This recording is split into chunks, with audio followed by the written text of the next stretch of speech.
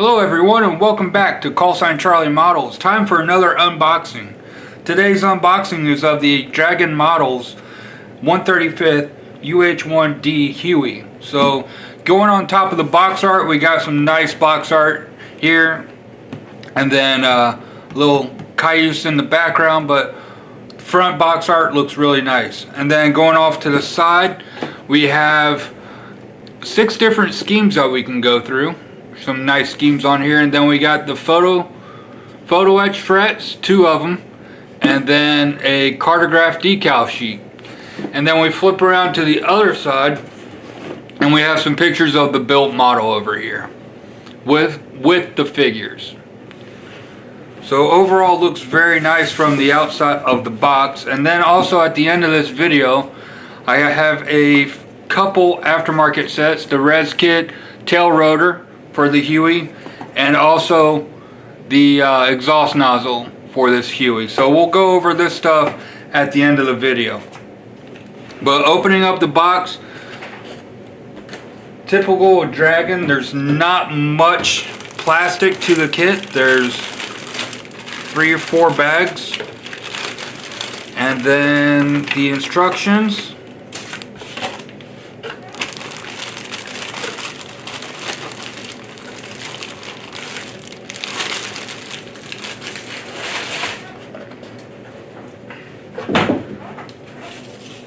So we'll start off with the instructions. I'm not seeing my photo etch and decals.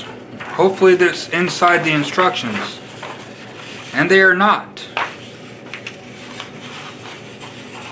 Whiskey Tango Foxtrot. I don't have decals or instructions in this kit.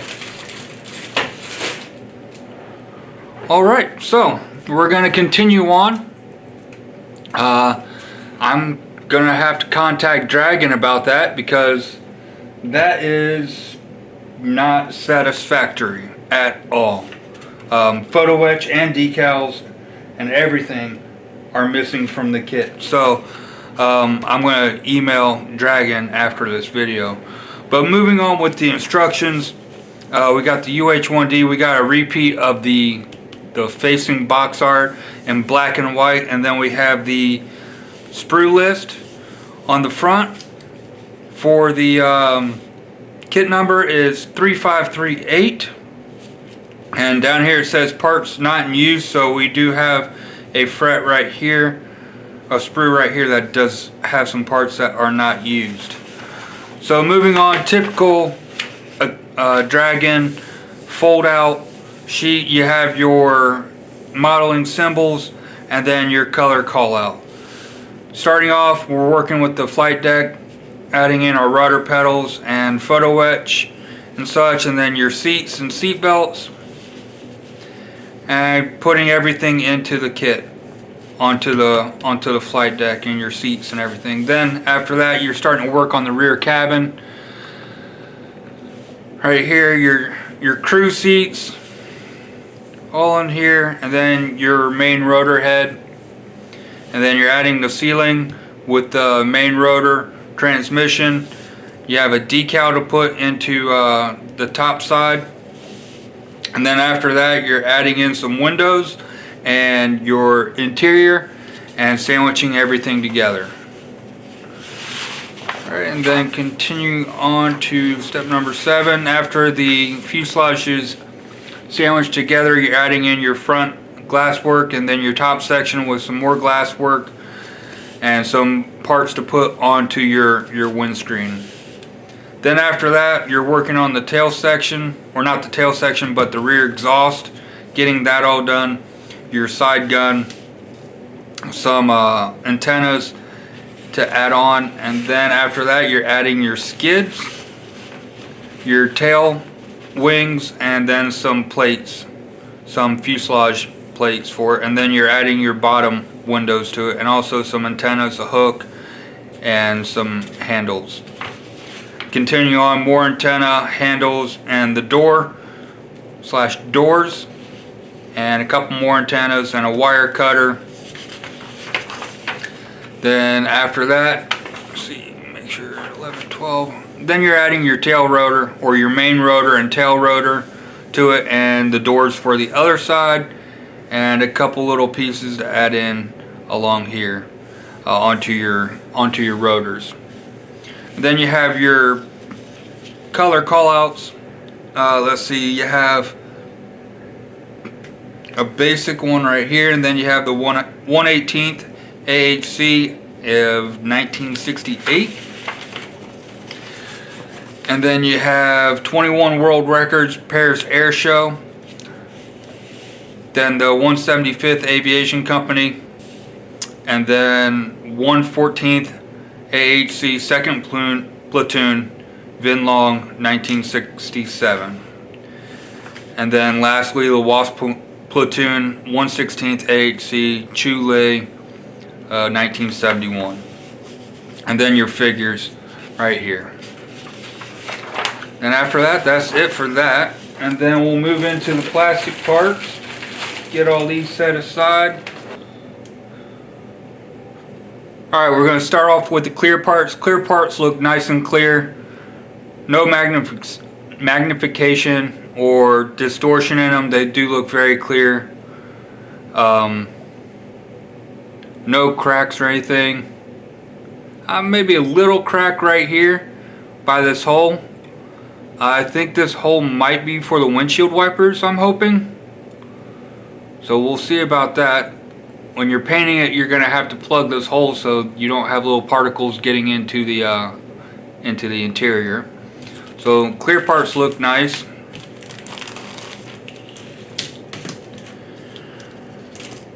Alright, moving on to your figures.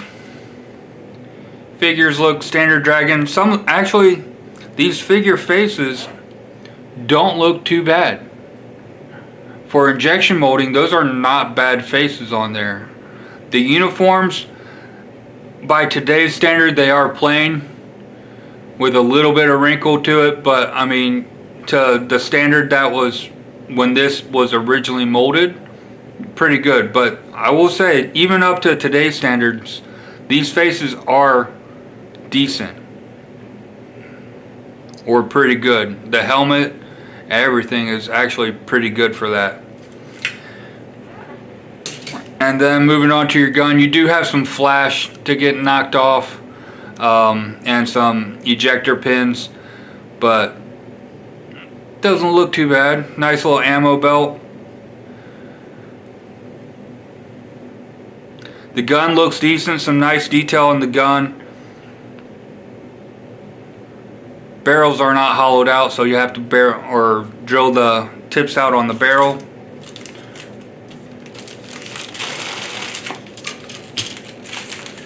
Okay, moving on. Got 2 sprues in that bag.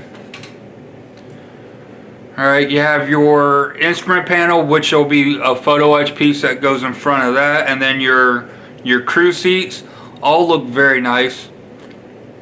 They're pretty flat, so I mean there's not much detail to the seats. And then some panels, some nice raised rivet panel detail right in there. See if it picks up. There it goes. Nice detail in there. These holes, a little bit of flash on the holes, just a quick rub or spin through with a file or a knife, and that'll get that all cleaned up. The pilot seats with the molded in seat belts actually look very nice for that. It'll be nice, easy to paint those and weather them up if you decide to use that. I think on the instructions you have to cut off these seat belts, and you have photo etch seat belts to add, but those are actually pretty good as a standard mold right there. So there's that one. And then for your flight deck looks good. There's a crosshatch to it, so, and some raised panel lines and your connection points for all your seats. And then your instrument panel, again, I think you're gonna have to shave all that off so you can fit your the photo etch on, but still looks pretty good. The exterior, this might be the thinking it might be the top piece or the bottom. Yeah, the top piece right here where you have your sighting windows for the pilots, and then this is where all your antennas and all that are going to go. There's again another like crosshatch texture on here. I don't know if you can pick that up. Yeah, there you go. That's I've never seen that in a model kit before. It might be like a anti-slip texture for it, but again, if it's supposed to be there, that's really nice. If not, just a quick run over with a sander or some Mr. Surfacer will take care of that. And then on the panel lines, they do look a little bit thick, but not too bad. And then you have some nice raised rivet detail along here. Now on the underside, you're not going to be able to see any of that because there's a ceiling that goes in again on here. And then the ceiling, though, I will say there are a good amount of ejector pin marks. The ones in here you're not going to see because there's a box that goes around this, but these two and then this one, yeah, you're gonna have to get those filled, or I don't know, maybe there's boxes that go over those. Hopefully there's boxes that go over those. And then right here where your control levers and all that are gonna go, you have that. And then I'm hoping that there's some photo etch for the control levers, and then sanding all that off. The skids look good. Should be strong enough to hold. There is a little bit of flash on the very tip of the skid, but not too bad. Yeah, so here's that box that's going to be going around here on the floor or on the ceiling. So that's going to be blocked off. So, and some nice cross hatch, some quilted detail in there, so you weather that up real nice with a panel line and get that in there. Alright, so we got the last sprue of the box of the fuselage and the doors and a couple extra panels that go along here. The fuselage does look very good. Heavy rivet detail on it, but they still look good. I think there should be a little bit more raised rivets all along here as well, but looking good on that. And for your top piece, that looks good. And then flip it around on the opposite side. The doors, unless you're going to have one door closed or both doors closed, you're not going to really see these ejector pin marks. You are going to need to sand these down. They are rather thick and protruding from the door, so that's going to inhibit a flush fit with the fuselage. But they look all right from the outside. They look good. And then again with the quilted detail in here, some nice detail. And then you have your armor plating for your pilot seats right here. So, and then your seats are going to pop into there. So all in all, pretty nice on that.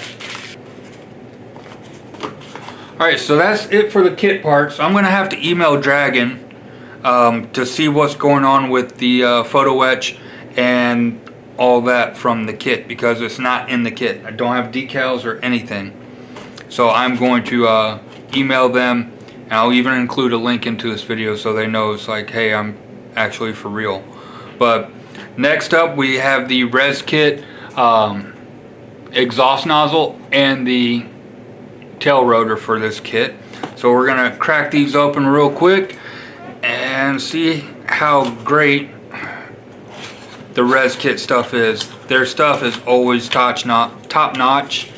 I've always been impressed. Going by the instructions, it's two pieces. You have some wire that is, you need to do 0.2 millimeters, length of 2.5 millimeters, and you have 8 pieces that go along on the back side of your exhaust. Okay, and then moving on to the parts. Not many parts to it.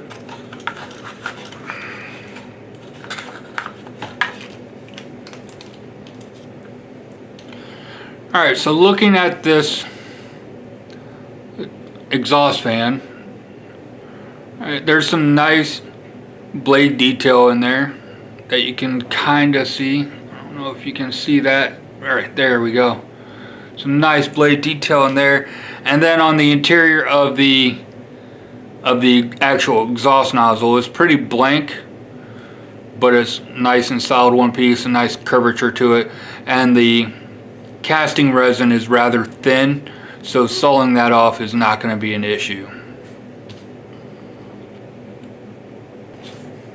Alright, and then moving on, we have the UH-1D Huey tail rotor, also from Reskit. Take a crack at this, open this up.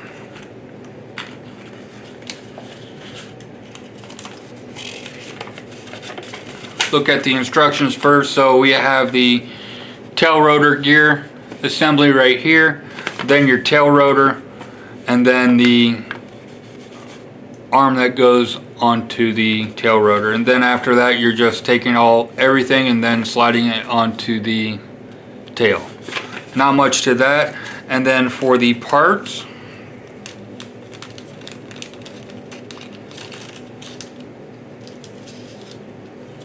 typical Reskit, they're great detail on there.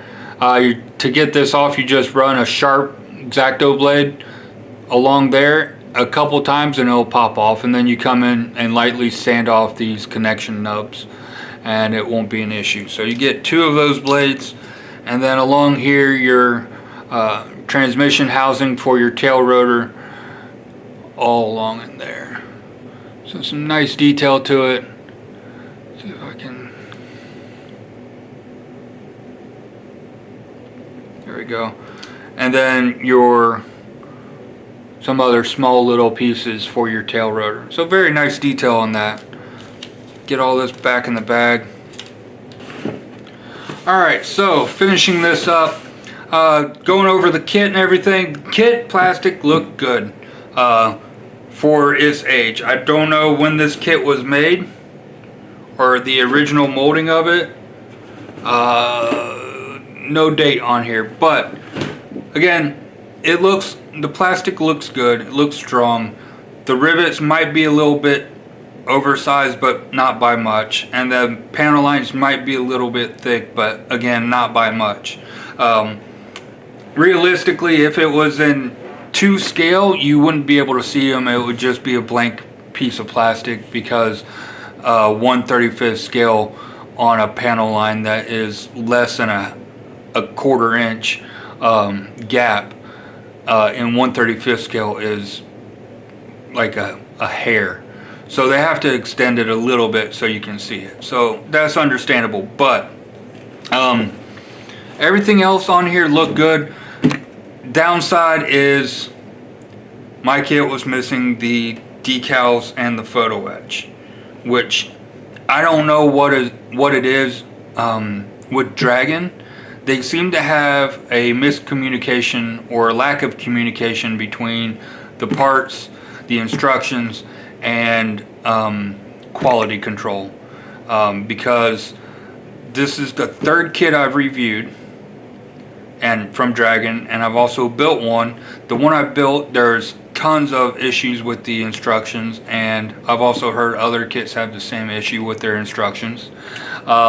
This is the first time I'm actually missing parts from a kit, so just getting that done, and it's just a little bit of attention to detail that bugs me on that. It's just a simple attention to detail fact, and they can't get that done.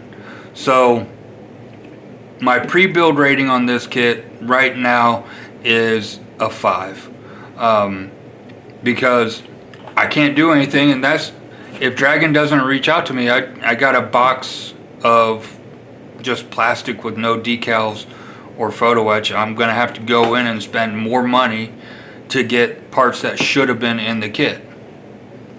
So I don't mind going out and spending aftermarket for stuff to upgrade a set if it's not in the kit or not supposed to be in the kit.